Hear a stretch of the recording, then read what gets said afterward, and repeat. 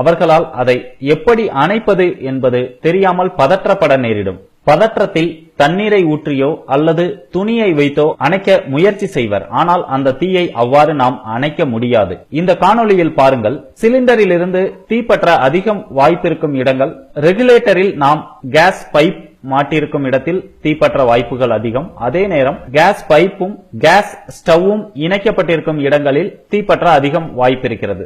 Case பைப்பும் case ஸ்டவ்வும் இணைக்கும் இடத்தில் தீப்பற்றி எரிந்தால் நாம் உடனே சிலிண்டரில் கேஸை நிறுத்தி அதை அணைத்து விடலாம். ஆனால் சிலிண்டரில் தீப்பற்றி விட்டால் அதை எப்படி அணைப்பது என்பதை இந்த காணொளியில் பாருங்கள். தீ பிடித்தவுடன் உடனே அந்த தீயை அணைப்பதற்கு நாம் என்ன செய்ய வேண்டும் என்றால், ஒரு பெரிய துணியை நன்கு தண்ணீரில் நனைத்துவிட்டு இந்த காணொளியில் வருவது போல அதை சாதாரணமாக அந்த தீயின் முன் வைத்து அப்படியே சுத்திவிட்டால் அந்த தீ அணைந்துவிடும். அதன் பிறகு மிக எளிமையாக அந்த ரெகுலேட்டரில் நாம் கேஸை அணைத்து விடலாம். இவ்வாறு திடீரென கேஸ் சிலிண்டர் தீப்பிடித்தாலோ அதை நாம் சாதாரணமாக தண்ணீர் ஊற்றியோ அல்லது வேறு ஏதேனும் துணிகளை கொண்டோ அதை அணைப்பது என்பது முடியாத விஷயம். இதுபோல மிக எளிமையாக துணியை தண்ணீரில் நனைத்த துணியை கொண்டு அதை சுற்றுவதால் நாம் எளிமையாக தீயை அணைத்துவிட முடியும். இந்த காணொளி உங்களுக்கு பயனுள்ளதாக இருந்தால் கண்டிப்பா அதிக மக்களிடம் பகிர்ந்து கொள்ளுங்கள்.